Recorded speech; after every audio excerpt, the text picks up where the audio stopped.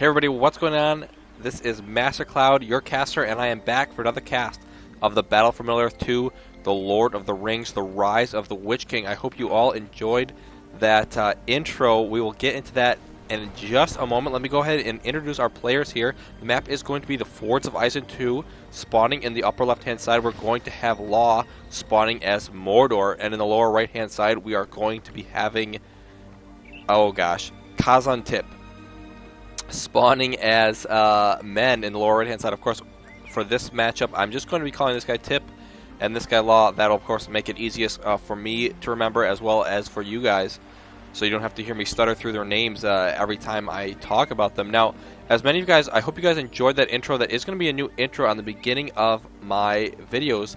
Now, many of you may be asking at this point, why are you putting that intro on the beginning of your videos? And the answer is, as some of you may know, others may not, I have taken up a new sort of position in helping out at GameReplays.org. That's GameReplays.org, and I am going to be doing some commentaries for them in the upcoming weeks and months, and potentially years. I guess you just never know how long you're going to stick with these things. But hopefully, throughout the coming days here, you guys are going to be seeing some more casts from me, some more exciting replays that I'm going to be receiving to be casted for that site. So those of you who are not part of that site, definitely recommend it. It is definitely the place to be for those of you who are interested in both playing and learning about the game, about the new patches, and about any upcoming information, tournaments, and just all of that fun and exciting stuff in regards to this game. So definitely the place to be, and that's why I have gone ahead and joined that community, and hopefully we'll be able to bring you guys better games, more interesting games, more frequent games, all of that stuff, as well as tournaments, live casts, things like things like that as well. So yeah, that's all going to be coming here in the near future, guys, and I hope you are all looking forward to it as much as I am. Now, this is going to be played on the patch 2.02. This is the newest patch. It is, of course, the patch released by the players who still play this game, who have taken a strong interest in balancing it out, making it as fair as possible, making it as interesting as possible, so we see a wide variety of units, a wide variety of tactics. And of course, this is the very newest version. I believe it is 2.2 and then version of 4.0, as this is the most recent patch. Now, those orcs looks like they've done a little bit of damage here and there. A couple of these archers picking off the remainder of them here, as they will go ahead and fall without getting hardly any damage done there against those archers. We do have a group of men still moving around the backside. These archers dealing significant damage to them from the backside. They have the fortress help as well. It was shooting there just a moment ago, as they are slightly out of range now. But they will at least take out a unit that is going to be worth it, and they will go ahead and fall now to the fortress here, as it does take out the remainder of those troops. We have more troops moving across the middle here from Tip. They are being hunted down by a couple of orcs. He actually has 3 orc pits here, and as you can see, is not able to build anymore at this point. He needs to get up more resource units around the map so he can actually increase his supply cap here. But he actually has a ton of the regular orcs out here, the orc warriors. What I'd like to see him do is add on a couple more of the archers, as he clearly has enough in the front to do the damage, but doesn't nearly have enough in the back to sort of deal the... Really, the archers deal more damage than the orc warriors are going to do in front, because they can all fire at once. They're all inflicting damage, whereas the orc warriors, only the ones in the front, only the ones touching the enemy, are actually dealing the damage. And of course, you have to put them either on aggressive stance or defensive stance, or you could leave them on even regular stance. But I think the smart thing to do would be put the orc warriors in front on defensive stance. Therefore, they're the ones taking the damage. They're the ones receiving the blows. Whereas the archers can be put on aggressive, then dealing that extra damage from the back, where they themselves are not taking that damage. Now it looks like one group of the Rohan Spearmen here sneaking through, able to take down that Warg Lair, will be able to pick up a little bit of experience. More importantly, that gold especially in these early stages of the game, will be a nice pickup here for Tip. Does have the stables out now. That's probably a smart choice considering how heavily our Mordor player has invested in the Orc strategy here. And I would like to see him actually upgrade at level 2 the Rohirrim, so much more effective at trampling these units than the Gondor Knights. But for now, he doesn't have the time. He doesn't have the resources at this point, so he's going quickly for those Gondor Knights. And does have several archers out as well. He's very diversified here, our men player, going for sort of one of each unit type here. A couple of soldiers, going for those archers, and now going for the horsemen as well. Does have spearmen on the map as well. The spearmen probably not the best choice right now. There's no cavalry out for the Mordor player, so he doesn't really need those extra that extra damage that those spearmen do for at least protecting from cavalry. At the same time, they do deal additional damage to buildings, so that is going to be something nice to have, and it is going to come into play actually right here, as he is definitely going to be able to take out this slaughterhouse, owned, of course, by Law. Meanwhile, Law moving down from the top side. A couple of archers, couple of Orc warriors will be able to deal some damage, might be able to get this mine. That would be a nice pickup, but with the Gondor Knights arriving, I think that there's going to be enough here to actually hold off this attack quite easily, and is definitely not going to get that farm. Will lose the remainder of his troops inside the enemy's base here, and it looks like Tip here is going to be stabilizing. Now, I do apologize, you guys. Hopefully my voice is sounding okay. I just spent an hour on a Skype call with my sister, so my voice is already a little scratchy, but I wanted to go ahead. I wanted to get out this video for you guys, show you off the new replay, show you or talk to you about the good news about the upcoming games, about the upcoming or my joining GameReplays.org, and about hopefully the work that you all can enjoy through the community that I can get done through them. So again, if you're not part of them, definitely check them out if you are interested in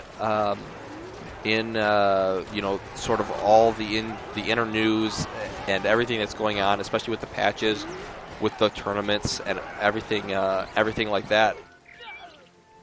The Gondor Knights dealing a significant amount of damage up here along the top, might be able to get the farm, but with the pikemen here, Easterlings are out. Actually, this already up to level 2. Must have got one of those Gondor Knights battalions already, so they are up to level 2. That is a great pickup, as soon as they get to level 2, of course, the banner carriers come out and begin respawning lost units. Always something nice to have. More Easterlings. Looks like they are going to be taking out a farm from Tip as well here, and are going to be slowly moving in. It looked like actually several trolls have been. These are not summoned trolls. Did he build these trolls somewhere? I don't know where these trolls came from. They're dealing significant damage inside the base here. I have no idea where these trolls came from. Hopefully we'll figure that out soon enough. Did he use... Oh, he has actually taken over the cave troll lair. Did he buy... Yes, he did. So he was able to use the Untamed Allegiance spell here to go ahead and take over that cave troll lair, and immediately started pumping out those trolls. And that is proving to be pretty effective, I would say, as it looked like those trolls were dealing a significant amount of damage. This basically acts as an additional barracks. 400 for a cave troll. Not bad. A couple of hobbits going to be showing up here for Tip. The archers here, though, in a prime position, and the hobbits really not that effective against these archer types. Much more effective against singular units, heroes, singular powerful units, as they tend to deal a lot of damage, but also tend to receive a lot of damage. Frodo going to be surviving here temporarily, and will clean up the majority of those orcs. That's going to be a nice pickup for the time being. He does have to worry about these cave trolls, and it looks like we have Easterlings being punched out of the inn as well. Now, as I mentioned, guys, this is the newest version of the patch that is out. It is a custom patch, and I may be making a video on that later about how to download it, how to install it, and sort of the benefits and costs of the the buffs and weaknesses of the patch, things like that. But for now, we're just going to be learning it together a little bit here as we sort of get into this newer patch. I will be continuing to provide games on both patches, really, on the new 2.02 as well as the original 2.01. It'll just depend on how games come in, what people are playing at the time, what people want to see, stuff like that. But be prepared for both of those. If you're not a big fan of either patch, no problem. Both patches will hopefully be coming out in the future on my YouTube channel, as of course I'm most familiar with 2.01 patch, and probably most of you guys are as well. But of course the 2.02, that balancing act, very nice to see, as well as the different units being spawned. It's really adds some depth to the game, something interesting that we haven't seen before, and it's something that I'm excited about seeing, and I hope you guys, of course, are too. Now these cave trolls are rushing in. He's clearly trying one of my favorite tactics, which is build a bunch of trolls to the north and then send them in all at once when your enemy is not suspecting. Now, he sort of missed out on the part when I said make sure that your enemy is not suspecting them. And of course I usually build attack trolls myself, as those tend to be quite destructive.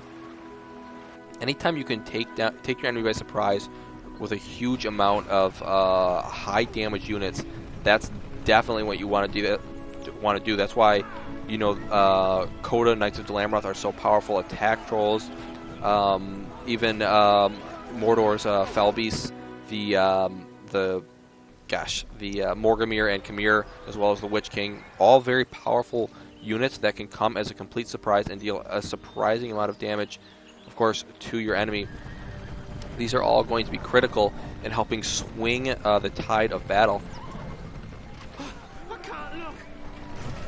couple of knights down here dealing with the troll. I'm not really sure that's the right choice, as they are going to be retreating here, as these trolls easily I was carrying them off. And I think our Mordor player here doing quite well, does have a decent amount of troops, mainly focusing on those trolls right now though, as he does have buildings all over the map, a couple of interesting units along the top there, but I think that those are just glitched out, guys. Might be a couple of bugs here, either with the replay or with the patch. I would assume it's with the replay. Sometimes the replay engine does not always work out and will leave stranded units along the field. I think that's what happened there with the top. I don't actually believe those are there. I know that's kind of hard to think about, but nevertheless, we'll manage.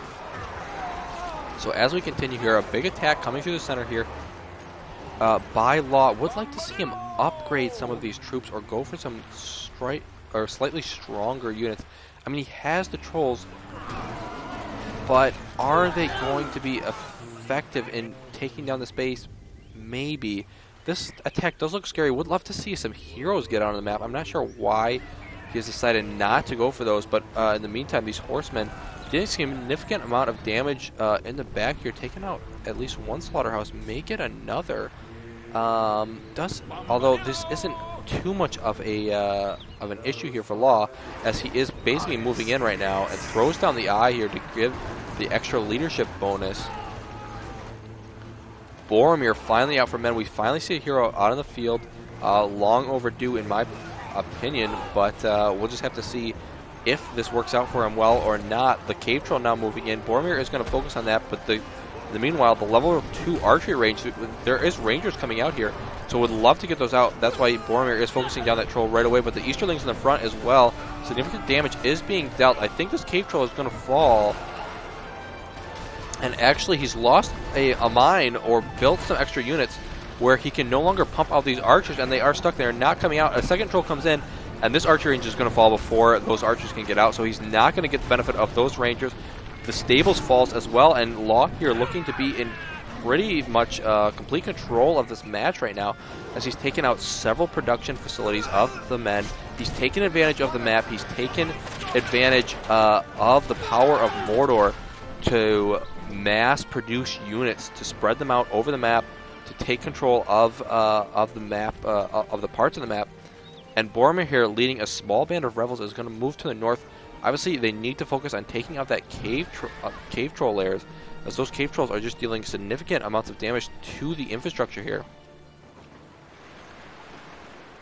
Boromir now moving forth. We do have a great siege workshops actually has been finished being constructed, and a catapult is now available. As you can see, guys, there's also some new graphics with the patch here. So when I'm clicking on buildings like the siege works here, Most of these are unique new pictures. Of course, this the forged blades, the heavy armor, the upgrade button, all looking different and very more interactive, I would say. As I love to see little changes like that. It just makes the game that much more interesting when you pay attention to detail, change up a couple things for the races, make some things unique. Boromir, moving into the front now, has used that horn already. These troops were temporarily stunned, but looks like they are free to move about the castle once again.